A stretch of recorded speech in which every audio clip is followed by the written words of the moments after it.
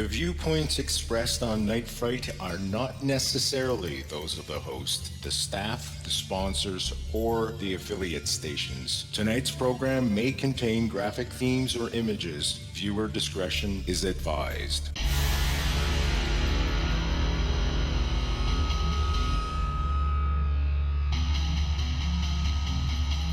There is a time for question. There is a time for answers. There is a time to challenge. There is a time to speculate. There is a time for change. There is a time for truth. The time is now.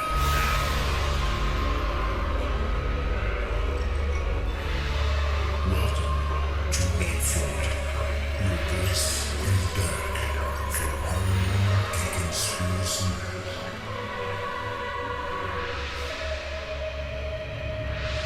And now your host, Brent Holland.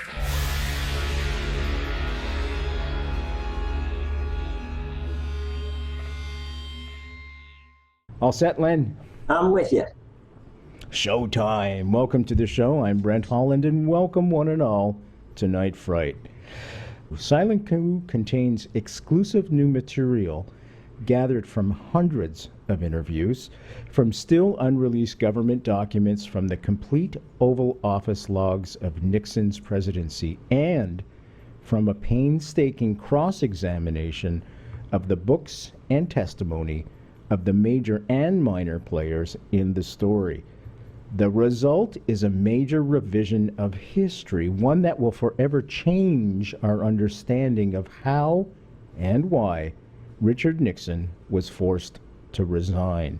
Investigator Len Colodny is a journalist. He's relentlessly pursued the people who brought down the president. Their revelation shocked the world and forever changed our understanding of politics and journalism and of Washington behind closed doors. It's my great pleasure to welcome Len to the show for the first time, but most definitely not the last time. How are things in Tampa tonight, my friend? Tampa's a little wet tonight. We've been under siege for about 5 days, but it's Florida and it's the summer and it's hot. And it's hot. It's hot. It's been hot here too. We haven't had rain in, oh my goodness, it must be 2 months now. 2 months straight. We just haven't had any rain whatsoever. I'll blow it north. Okay, that'd be sweet. Okay, let's dive in right away, shall we? Now, one of the things I was surprised to learn was about Bob Woodward. And Bob Woodward, folks, was together with Carl Bernstein. They were two guys that looked at the Watergate investigation from a journalistic point of view. They were two journalists. As a matter of fact, there was a book released and a movie with Robert Redford and I was going to say De Niro. It's not De Niro. It's Dustin Hoffman playing them. And they're investigative reporters, and they were considered heroes at the time because they broke the story about Watergate. Now, according to you, sir, you say Bob Woodward lied to you and to his readers. It's the most serious part of the book, and it's how the book opens. This book is now 25 years old. This is a new edition called the 25th Anniversary Edition. And the good thing about Silent Coup is you or your listeners can go to the computer and type in Watergate.com, and you'll see the evidence of exactly what I'm talking about. Woodward lied about who he was and where he worked in the Nixon White House. He worked in the Nixon White House in 1969 to 1970, manning a special back channel through which secret messages would go around the Defense Department and around the State Department. And Woodward would get these messages and bring them to the White House and brief Alexander Haig. He never told us that. He portrayed himself as this outside journalist who was cracking the case, when in fact he was an insider. And so when you go to Watergate.com, at the top it'll say the Woodward-Haig connection. So we said to Woodward in a taped interview, did you ever brief Alexander Haig? Did you ever brief anybody? And Woodward came back and said, no, I never briefed anybody, and I defy you to produce one person who will say I did. So we went to his boss, chairman of the Joint Chiefs of Staff, Thomas Moore, and we asked Moore, and you can hear it, it's right there on the tape, you click on it. And Moore said, we asked Moore, my partner did, Bob Gitlin, does Bob Woodward ever brief Alexander Haig? And he said, sure. And then he explained how he did it or why he did it. We went the next step up the ladder to the Secretary of Defense, Melvin Laird. Same question, same answer, Woodward's lying. And what he's doing by lying is covering up his true role in forcing Nixon out.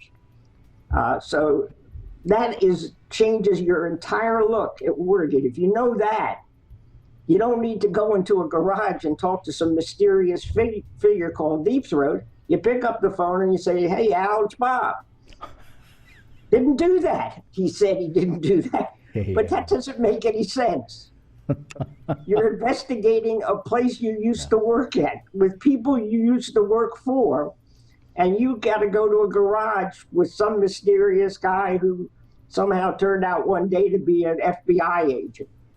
Len, can you tell the folks real quick, who Al Haig was? Alexander Haig started out as a deputy to Henry Kissinger.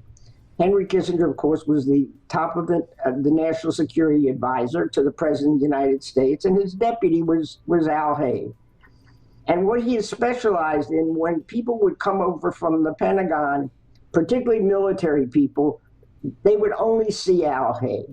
And then as a result of that, Haig became closer to the president, and he started to move up the line. He became a general with 1 star, then 2 stars. But what everybody didn't know was that he opposed détente, the foreign policy that Nixon had done with China and the Soviet Union, and particularly the war in Vietnam. He was unable to find out what Nixon was doing as far as troop levels. They would not tell him. They wouldn't tell the chairman of the Joint Chiefs. So finally, Thomas Moore put together a spy operation, and it was inside the White House. There's this little office called the Military Liaison Office, and there was an Admiral Robinson in there. Admiral Robinson was the middle guy who would receive the stolen materials from a Yeoman Radford and give them to Thomas Moore. We can prove that because at a later stage, Admiral Robinson was replaced by Admiral Wellender. Admiral Robert Wellender, you're gonna love this, was Woodward's former commanding officer on the USS Fox and had been for a whole year. Haig was their inside guy, and Wellender admits this in a confession that's still top secret. You can't get it out of the archives, but it's in Silent Coup, and of course it's on the website under military spying. You go there, and all the interviews and materials are there, including my interview with Admiral Moore, who said, didn't spy, didn't do anything. And then I started reading him this Wellender confession, where Wellender says, yeah, I went through the stuff and I gave it to Tom Moore. Well, when I got there, he started to stutter. Oh my God, no. Yeah, well, maybe I didn't really, it's all stuff I had seen before. Right, you were stealing stuff you had seen before. That was the beginning of where Haig and Nixon become virtual enemies, but Nixon doesn't know it. And the reason he doesn't know it is because Nixon covers up the spy ring when he finds it. He finds it in December of 1971. There's a recording. They're sitting in the Oval, next to the Oval Office. Haldeman, Ehrlichman, John Mitchell, and they're being told that the President of the United States is being moved on by the Chairman of the Joint Chiefs. And Nixon says, that's a federal offense of the highest order. And, oh, my God, yes. And Mitchell says, not so fast, sir. I think you ought to paper this over. That's their favorite, paper it over. And they did. And what they papered was Al. He didn't know that Haig, because he never read the confession, never went the next step. And this is where conspiracy theorists get all screwed up. If there's a conspiracy by Haig and Woodward to force Nixon out, Nixon's got to be part of the conspiracy because he made Al Haig his chief of staff. it was a situational thing. It wasn't a planned thing, because nobody could plan that the power of the presidency would be in the hands of a man who opposed the policies of the man that he's protecting. Okay. So I think that gives you the insight as to one of the most dramatic changes that Silent Coup brings. Silent Coup, folks, is the name of the book. Our guest tonight is Len Colodny, and www.nightfrightshow.com. You'll be able to order the book from the comfort of your own home, as I like to say right there. Now, I've got to tell you who a few of these folks are that Len just mentioned. John Ehrlichman was a Nixon aide. And if you look at the movie Nixon by Oliver Stone, to me his greatest masterpiece was JFK, but just after that he made a movie precisely about what we're talking about tonight, Nixon. It was played by J.T. Walsh. His chief of staff, Nixon's chief of staff, was H.R. Haldeman, and he was played by James Woods. So that's just to give you a little bit of background. G. Gordon Liddy was general counsel to the Committee for the Re-election of the President, and that was CREEP. All right, we should tell the folks. Can you tell the folks very briefly, in your own words, what Watergate was all about? Watergate was something, again, situational. John Dean had been spying on the Democrats, set up a call girl ring with a madam that he knew, a woman named Heidi Reichen, and a young lawyer named Phil Bailey. And eventually that became a huge problem. And there's a break-in. Nixon doesn't order the break-in. He has nothing to do with the break-in. But being Richard Nixon, it's time to cover up again, paper it over. And for a whole week in March of 1973, he and Dean sit there and plot the cover-up, including the president issuing a statement that was totally false, and Dean knew it. Dean is a bad actor, but for the military and those who were foreign policy foes of the president, he was just fine, and they used him, and they used the Watergate break-in. So the Watergate break-in is the excuse. The reason is foreign policy. Completely foreign policy. What kind of foreign policy was Nixon doing at the time? Just for the folks that are unaware of what was going on precisely at that time. Nixon takes the oath of office January 20th, 1969. He holds his hand up, and I swear to uphold the Constitution. He went right back to the White House and signed a document called NSDN-2. It totally reconfigured the National Security Council so that all the power of the CIA, the State Department, and the Defense Department all went into this little office. And the people who actually ran it, like Laird and Helms and Rogers, they were just figureheads. Nixon had figured out that he needed to take his government secret because these individuals, Defense Laird and Secretary of State Rogers and CIA Helms, they all go to the Congress. They have to be confirmed, and therefore they have to testify. And in Nixon's mind, if they don't know it, they can't tell anybody. And he did. He formed a secret government. So now we're watching a battle of a government within the government. And it's a tremendous story. Nixon's Gamble, which just came out from Ray Locker, tells that story in great detail. It's a build on Silent Coup, and it's built on my other book, 40 Years War, The Rise and Fall of the Neocons from Nixon to Obama. There were no neocons before there was a Richard Nixon president. His acts literally brought together the Scoop Jackson Democrats with the right-wing Republicans. And if you want to know who won the battle, Kissinger or Haig, Haig won the battle. Notice who Reagan made his Secretary of State was Alexander Haig. Yeah.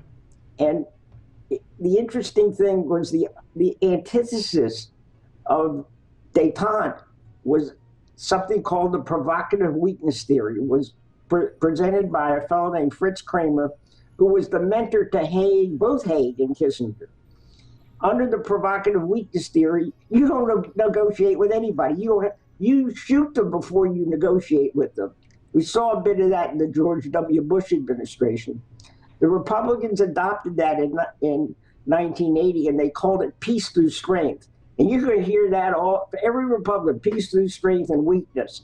That's what that fight was about. And Nixon lost. And we ended up going from détente to what we have, certainly under George W. Bush, we were totally in the peace through strength business. Obama, not so much. Was Nixon hated for going into China and trying to create diplomatic relations with China? Open up China, as they say he did? It flew in the face of everything the right-wing Republicans believed in. They had to swallow it. They were going to run a candidate against him in New Hampshire. They were that livid. Bill Buckley and friends just could not believe what he was doing. He, one day announces, Kissinger pops up in China, and the next thing you know, the president of the United States is planning a trip. And this is the picture that you have to imagine to really understand it. You're fighting in Vietnam, you're getting killed, and he's toasting Mao Zedong. I mean, you talk about hate. He was bleeding us out of Vietnam. He was negotiating with the Chinese, using Vietnam as a bargaining chip, using Vietnam with the Soviets to make his deal. This is an amazing story, and it really opens up history to understand how we are where we are today. It isn't just about Nixon. It's about today and the kind of fight we're having and the wars that we're losing. Exactly. I just want to arc back to that. I just want to tell folks, when Nixon originally ran in 1968, he ran primarily on a platform of ending the Vietnam War. Let's not forget the Vietnam War was raging at the time. This is essential to remember. Remember, only 10 years ago, when we were in the middle of the Iraqi war and also the Afghanistan war, and how outraged people were at the time. Well, multiply that by 10, if you will. So everybody thought that Nixon was going to end the war. Now, what's important here to remember, Bobby Kennedy was running for that same presidential election, and he probably would have been president, except something very sinister happened to stop him. He was assassinated. That basically ensured that Nixon was going to become president at that point. I just want to continue a little bit more. He was known as an anti-communist, Richard Nixon. So when he decided to go into China and open up those relations, Len's exactly right. The whole right wing of the party, ultra-conservatives, were outraged because, of course, China's communist. Now, going back to Vietnam, many people think that he held off making peace in Vietnam, as you say, as a bargaining chip. Do you agree with that assessment? Yes, that's exactly what happened. Nixon said he had a secret plan to end the war. That's when he was running. What he wasn't telling you, that he was busy playing with the Paris peace talks. He was getting the stall in the Paris peace talks, telling them, you'll get a better deal if I'm president than under Johnson. And Johnson knew it. And Johnson called Nixon up and said, stop it. Now, it's been sort of treated secretly, but we're getting closer and more information. That so he plays with the peace talks, he becomes president. And then there's a really interesting meeting. He sends Kissinger to meet with Dobrynin 30 days after he's president. And Kissinger says to Dobrynin, we're getting out of Vietnam. Just give us some space.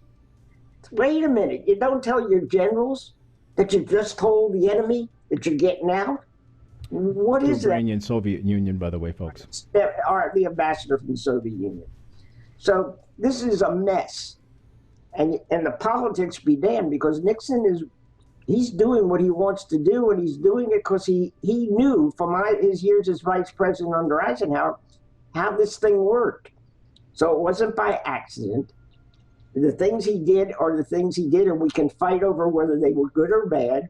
There are people who used to say to me, well, only Nixon could have gone to China and got away with it. And I kept saying he didn't get away with it. If he'd have gotten away with it, he wouldn't have been out the door. This is the anniversary, of course, of the resignation, August 9th. So the ball game was totally changed. And the power that Nixon took with NSDM2 never got taken back by the Congress. The war power. It's in Obama's hands just like it was in Nixon's hands. They don't understand. The first thing Congress did to try and balance it out when he invaded Cambodia.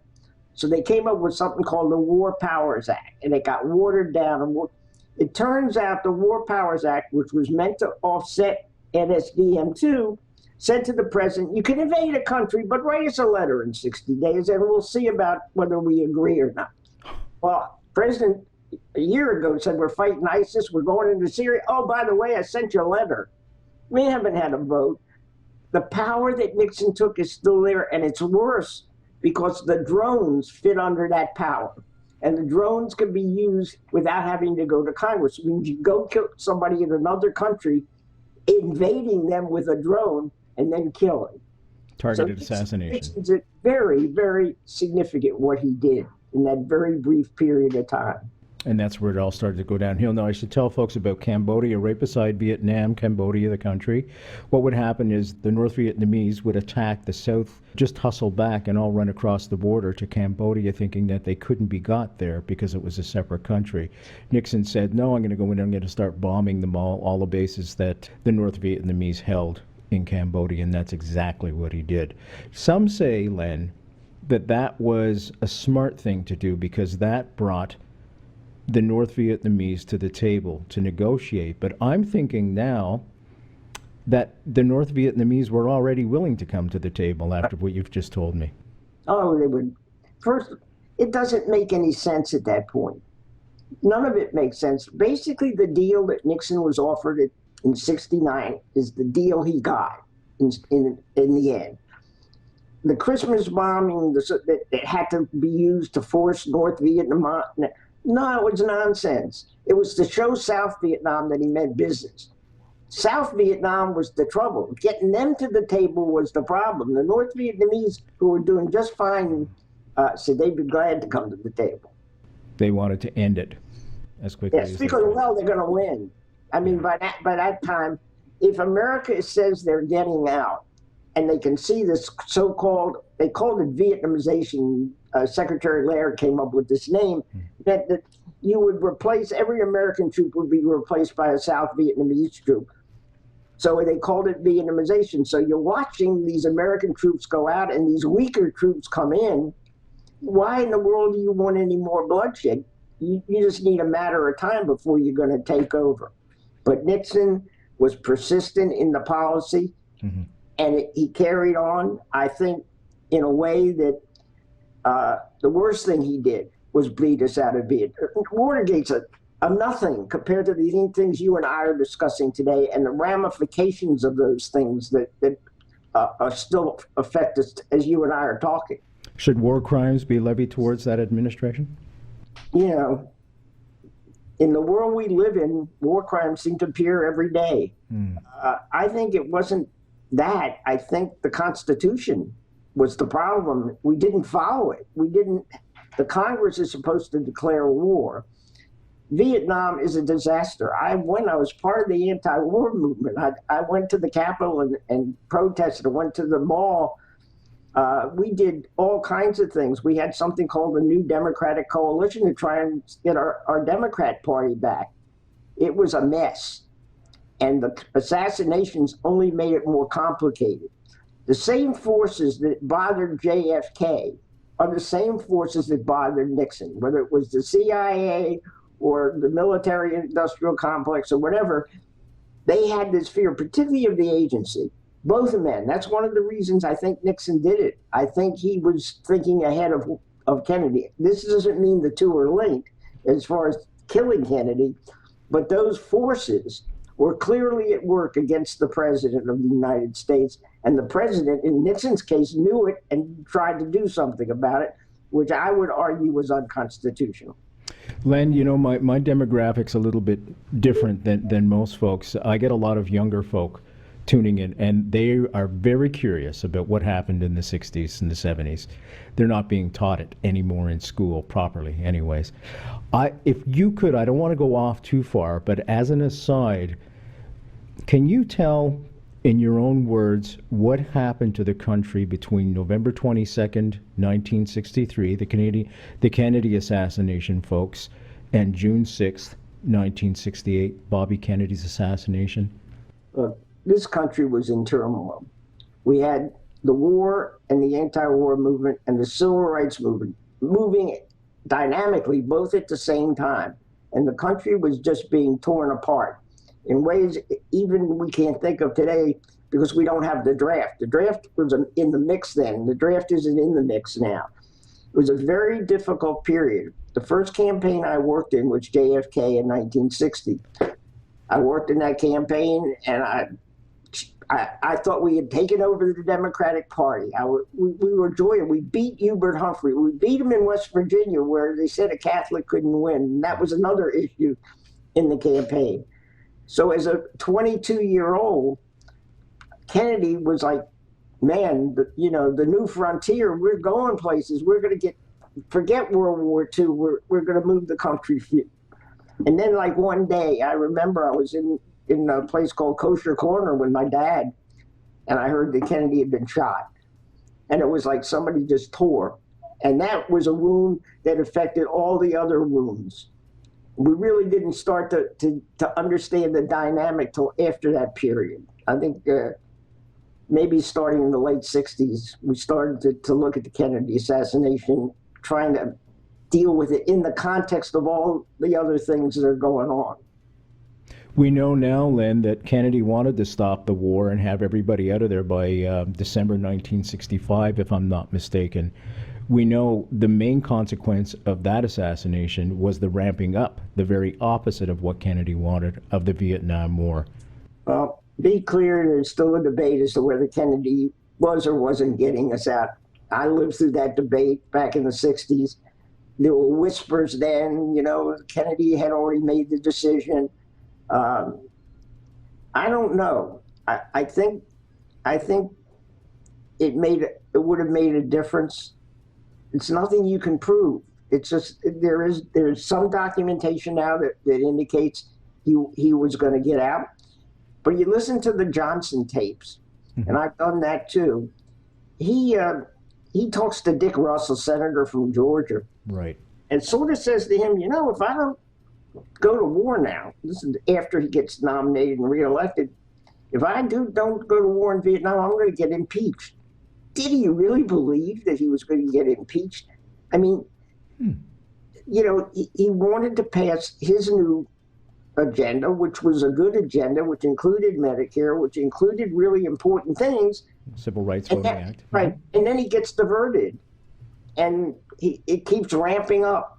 And you have something like the Gulf of Tonkin, where there's an alleged battle in the Gulf of Tonkin that never took place. That's right. But which the Congress, and Nixon knows this, and he's watching this, they go ahead and they pass a resolution, quote, that allows retaliation, which ends up being invasion in a big way. So there was great turmoil. As you know, when we started to fight for the nomination in 68, Gene McCarthy was the first wedge that we had. He was the senator from Minnesota. And what McCarthy did is he showed the weakness of Johnson. And Johnson, literally, after New Hampshire primary, had to get out. He wasn't viable. But what people should know today is Humphrey was placed in there.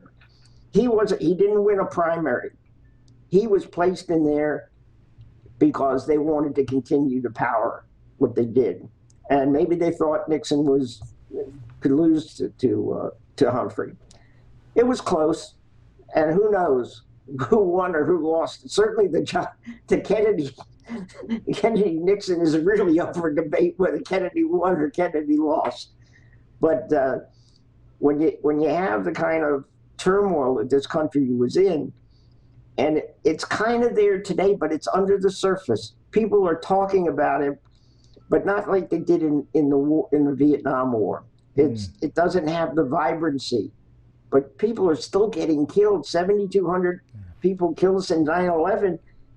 We're at war, and the candidates don't even talk about war. It's like it didn't exist, and it just in 40 Years' War, I wrote about the Clinton years, and the Clintons really paved the way for us to go into Iraq. When Clinton had his little sexual affair, the Republicans, or the neocons in those days, were pushing him to sign something called the Iraqi Liberation Act in 1998. And it was basically American approval for overthrowing Saddam Hussein. He didn't want to sign it, but the pressure against impeachment was so great that he went ahead and signed it anyway. And the next year he went ahead and did the same thing and got some funds for it. So when Hillary Clinton voted to go to Iraq, she had already been part of the road to Iraq. One of the reasons that I wrote 40 Years War is because I didn't understand how Al Haig ever got inside the Nixon White House. It just made no sense. How did he do it? So I asked around for years, and then Roger Morris, who writes the foreword to my 2 books, Roger says, I think it's a guy named Fritz Kramer. I said, wait a minute, that's the football coach at Michigan. No, Len, he's an expat German who has this incredible theory and who's all powerful over at the Pentagon. And I never understood that. So what I did is I traced that whole period up to the election of Obama. Now, in October, we're reissuing 40 Years War with an update, just like we did with Silent Coup. But nobody should misunderstand. Silent Coup was the road to 40 Years War. I didn't just write about something over here and something over there. And it really is very... They're connected. They're connected, and we can't find a way out of it. We can't find a way to end this war. I mean, he wanted to get us out. But the reality of what's in there, I mean, we created ISIS. I mean, we're acting like ISIS. Hey, folks, you de-Baathified the Iraqi army. You took all of Saddam's people and you said, get out. We don't want you. The generals, the colonels, and the captains, goodbye. And they went and formed ISIS. Hey, shock. Imagine that. It's been one stumble after another, and there's no way constitutionally that we see anything happening. The Congress is so weak and Nixon took so much power. I don't think people understand the dimension of power that he took. And while they got rid of Watergate and got rid of John Dean, the most important thing stayed with the White House. Stayed with the White House. Is there any way of reversing that? Yeah, the Congress could stand up and, they have the power to declare war. They're letting this go on. They have the power. So first question, Len, is why? Why would they do that? Why would they not grab the power back and bring it to the people's representatives instead of a single person? They're scared. What are they afraid of, Len? They got military in their districts. They've got all kinds of powerful people who are making money off this war. I mean, we had private enterprise big time, still have private enterprise big time in Iraq and so forth, Afghanistan. I understand we got hit on 9/11. Go get the people that hit us. But instead of doing it, you divert yourself to Iraq. I write about this. They went to Iraq for power. They wanted to have a power base in the Middle East where they could, in effect, everything. And the neocons had talked about going to Iraq ever since Saddam took Kuwait. That was like a drumbeat. And then Cheney comes in and, hey, we're going. We were going before 9/11, and 9/11 just really gave them the opportunity. But I see a Congress that divides, that doesn't stand up, that does a lot of talking, that doesn't pass anything. And I don't think, they talk about vets and how they love vets and vets are this and that. And then they come back and they get lousy treatment. So I don't get it. Hypocrisy. I certainly think back to the days of Kennedy and Johnson when we did march and when we did these things, and we're not doing those things. We're just not. The JFK Assassination, the definitive book by Brent Holland. From inside the Oval Office to Daily Plaza, first-person witness accounts. Order yours right now. nightfrightshow.com.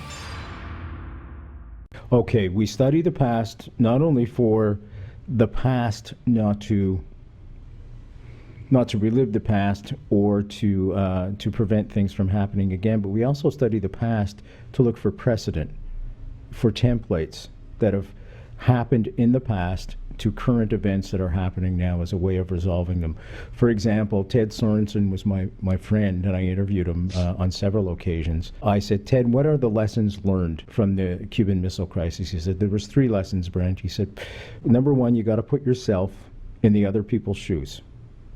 It's impossible to figure out a solution unless you understand their perspective as well. He said, number 2 is very important. Of course, you've got to build a global team. You've got to put a lot of people on the same team as yourself from around the world because they do listen to global pressure. And he said, number 3, you have to be able to talk to your adversary instead of punching them in the nose first. So I think that's pretty good advice. What I think we've done, as you've suggested, and I agree with you, is we're still punching people in the noses instead of talking to them. We've learned nothing. One thing I've learned, the powers hate Silent Coup. I got it. I understand why they hate it. A lot of people talk to me, both sides, including Bob Woodward, including John Dean. Most of the characters, the president wouldn't talk to me. President Nixon didn't. But very strangely, December, after the book was out, I go to the mailbox, and there's a letter, handwritten note from Richard Nixon. Congratulations on your long stay on the bestseller list. And I'm thinking, why didn't you talk to me? Yeah. I know why I didn't, because of Haig. He knows he blundered. That was the huge blunder he made. He didn't understand Haig, and he believed Haig got him pardoned, that it was Haig who made the deal with Ford, that he owes Haig for not having to go on trial and not going to prison. It's a very, very dark ending to the story. The disappointment to me is we learn from history. Yes. We weren't born, with no history, with nothing behind us. And we're learning nothing. I don't see that we've gained, and calling me a conspiracy theorist is, it doesn't work. Silent Coup is a solid book. It's a great book. Having the website to go with it, one of the greatest things that happened to Silent Coup was 2 years ago, Texas A&M University came, and they wanted to make a deal for my research material. And we did. We arrived at agreement, and all my research material is now at Texas A&M being prepared to go online one day. And historians and journalists, and they're going to have to make their own mind up. Muzzle tough. But yes, it was a big deal. And republishing Silent Coup was a big deal because the hatred over Silent Coup came from everywhere. The John Dean people, the Bob Woodward people. The Washington Post told me what the target was for them. When they wrote about Silent Coup, they said, we never interviewed Admiral Moore. It's all a lie. It was just made up. And the next day, Admiral Moore, who didn't know he'd been taped, was confronted with the tape. And he said, oh, yes, now I remember. To this day, the Washington Post has not retracted that statement. Not once. Not ever. Woodward, he isn't going away. He's investigating Trump now. He's got a team of 20 reporters, and they're writing a book, and it's fairy tale land. These people are in reality. And look at the circus we're running over here. We got a woman nobody trusts, and we got a crazy guy. And then what are we supposed to do? In my case, I can't pull either lever, and I know that. I can't intellectually do that. So fortunately, there's a competent governor running who I can at least, whether I'm his party or not, doesn't matter anymore. And I probably end up pulling that lever. It's disappointing to have my grandchildren see what's going on right now. I've got an 11-year-old little girl. She comes home and she hears what's going on, and she's reflecting it at 11 years old. This isn't nice. This isn't pretty what's going on in this country right now. I believe that we've made a contribution. I believe that Silent Coup has made a contribution. Agreed. And you do what you can do. And those of us that live in the Kennedy years and those that worked for Kennedy, what a disappointment it was to lose him like that. You couldn't believe it. There's a very good book that I don't know who owns it anymore, called 6 Seconds in Dallas. And Josiah Thompson. Forget who shot who, That is a great book. It's a seminal book. I, in 1967 and 1968, appeared on television with Mark Lane, Harold Weisberg, and Jack Anderson on a station in Washington called WFAN. And I had studied the Warren Commission report, and I was there basically talking about the commission, not about Mark's book, Rush to Judgment or whatever. Yeah. But we were all part of that. I think I got my learning process from that experience, because there were a lot of things in Nixon that really reflect the reality of what happened to Kennedy. I think. Can you tell us some of those? Well, certainly the forces are the same. And if they weren't real, Nixon believed they were the same. He wondered about the Kennedy assassination. Bob Haldeman wondered about it. It's on my tapes of interviews with these guys. It's very interesting. I got criticized because I wasn't prosecuting the case. They said, too kind to the people who were. And so I said, well, wait a minute. The way I talk to people is conversationally. I'm not a prosecutor. I'm not a prosecutor. I don't come after you.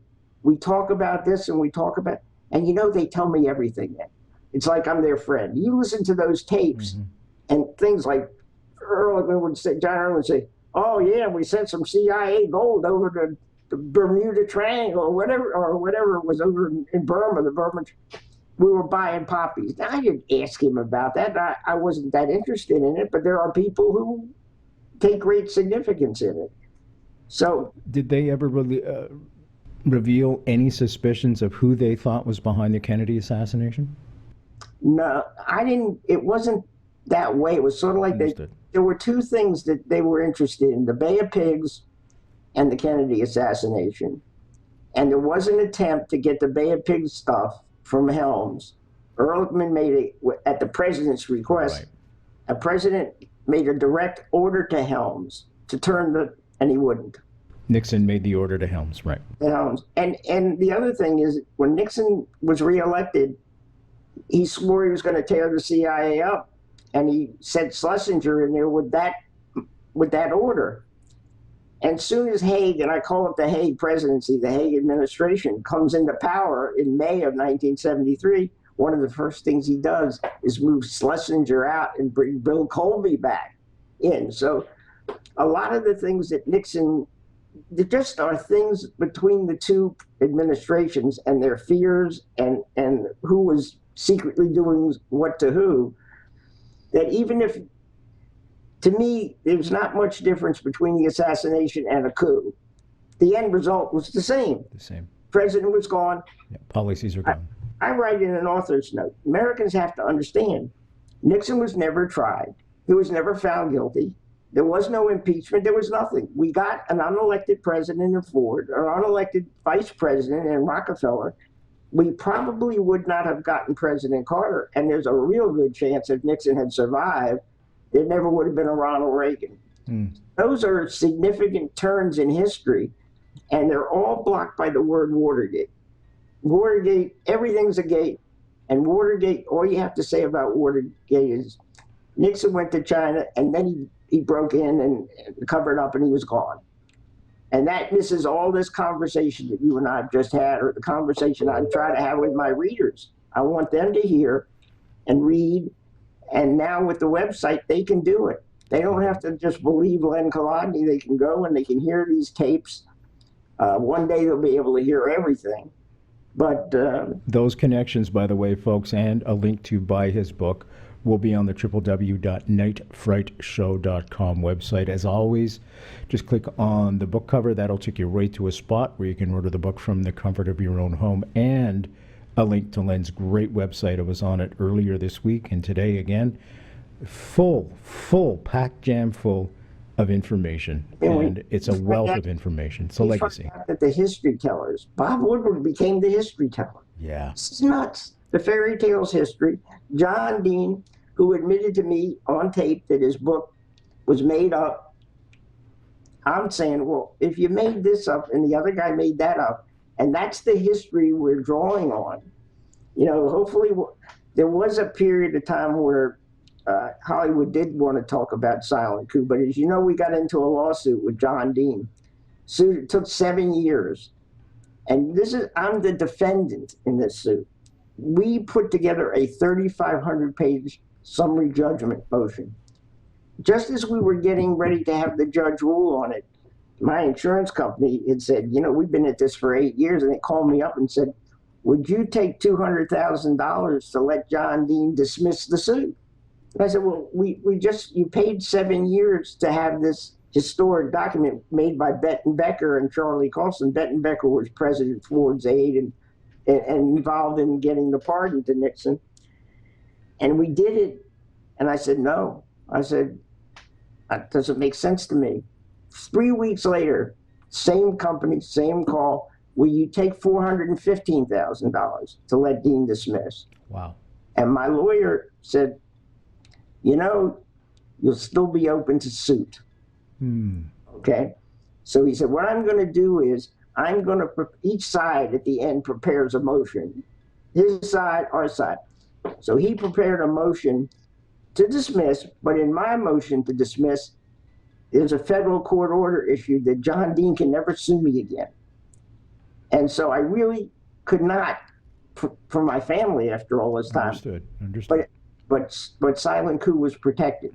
Every word that we got sued on is in Silent Coup again. I didn't change a thing in the body of the book. Everything is the same. The update, again, implicates the media in our country who really love this particular lie, the Woodward lie, because many of them did the job because they saw the movie and said, oh, this is great. Ray Locker, who's my dear friend, he came to journalism this way. He's one of the most disappointed men you could imagine. I bet. I mean, it's almost an anger. I got fooled. I got duped. It's duplicity. Oh, well, don't worry about Len. He's a conspiracy theorist. And one of the guys that really likes Silent Coup and talks about it openly and loves it is Gerald Posner, who wrote Case Closed on the Kennedy assassination. So I always I say to Gerald, does that mean it's case opened here? And he knows. I've sent him a picture of me and Mark Lane and whatever. Mark was a very good friend of mine. He just passed away, folks. I know. He was, you know, when you were with them, with Weisberg and Lane and together, they're fighting all the time over this, over that. I mean, it was great. That show was on a 3-hour show. And the last night we did one together was the night Bobby Kennedy was shot. And I remember coming home and we just spent 3 hours on you know, it's now 1 o'clock in the morning. I've gone to bed, but I left the radio on and I hear something about Kennedy being shot. And I thought I was dreaming about what happened at WFAN that night. And sure enough, I get up in the morning and Bobby's barely breathing I've had some really eerie, strange things. I did come to the conclusion in 1973 that it was really tough. I went into government. I oversaw the Prince George's County, Maryland Police Department for 5 years. I had concluded on the Kennedy thing that, from my view, I'd done as much as I could do. There were too many competing theories then. There was no consensus. Everybody knew that the Warren Commission was a joke, that it was covering up, but you have too many. In the Nixon thing, he's got tapes. Yeah. I mean, if we had the kind of taping in the Kennedy years that we had, we might have a totally different picture in front of us. Or if we'd have a better understanding. Len, we've only got a few minutes left. Two big questions I wanted to ask you, and you mentioned the tapes, and that's a perfect segue, Nixon's tapes, to the question, was he an anti-Semite? Well, as a Jew, I came to the conclusion that Nixon was a man of his times. I don't think he was an anti-Semite in the anti-Semite term, but he took Jew and liberal to be the same thing. And so I asked Haldeman and Ehrlichman, because look, sure, you hear it on the tapes, you're Jewish, you see people like Len Garment, loyal to him and many other Jews. I came to the conclusion after two things after listening to the tapes. One, that he probably wasn't an anti-Semite in the classic term anti-Semite. Okay. And so you sort of look at it and say, yeah, but I wouldn't want to do it today. It wouldn't be good. So that would be my answer. Okay. Now, you're 80. You're a grandfather to a young 11-year-old, beautiful young lady. What do you tell her about JFK? Because this is important, because, Len, I want to get this across to the younger folk that are listening right now. My daughter was born in 1962. Kennedy killed in 1963. It was such a powerful thing in my life. Mm-hmm. When my son was born, I named him John after John F. Kennedy. His name is John Colodny. They know how strong I felt about it, because why would I not, if I'm naming my child? And I said to my wife, Sandy, I said, we have to, it still hurts. It hurts to this day. Yes, it does. It's hard to explain. But, what I tried to pass on is Kennedy was about the future. Mm. We're not in the future business anymore. We don't know what the future is. American exceptionalism is a joke. We're hated in many places around the world. Americans don't get it through their head. You invaded a sovereign country. You overthrew a country, and you were wrong. How would you feel if it were the country next to you, or the country that got invaded? And treating it like, well, it's just another thing. How bad Saddam wasn't the issue. Let me just extend that question. What would you tell her about Nixon? Nixon is a real mixed bag. Hmm. He did some things that I approved of, the end result, but the way he went about getting there. So you really have, it was good to do the China thing. And yes, it's time to get going toward peace. And I think he had a lot to do with it, but he just shredded the Constitution to do it. And we're paying the price. I see it every day. And when people, say, well, you're writing about Nixon. No, I'm writing about where we are, because this is the end result. Now, do we like the good things? Yeah, I guess, we get stuff made in China instead of made here. One of the people that was on, the head of Pepsi-Cola was on the plane with Nixon when he went. You can really make the case for good in the end, but I don't know how you make the case for secrecy in a democracy. I really don't. The same little girl in a few years is going to grow up. She comes to you, Len, and says, Zadie, I'm thinking about going into the armed forces. I don't know. If it were me and I could do it all over again, I'd bring the draft back. That's the way to end wars. It has to affect everybody.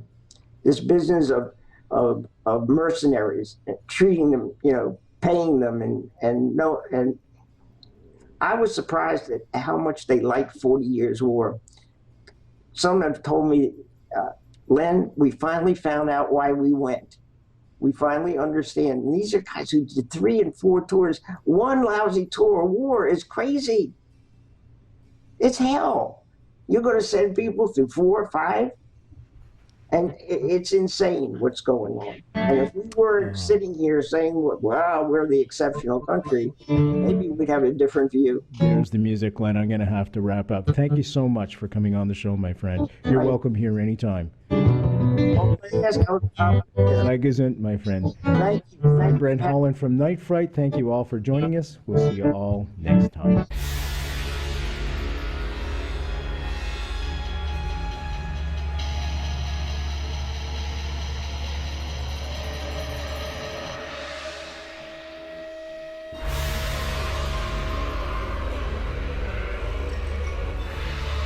You're listening to Night Fright and your host, Brent Holland. The time is now. Your voice in the dark for paranormal and conspiracy.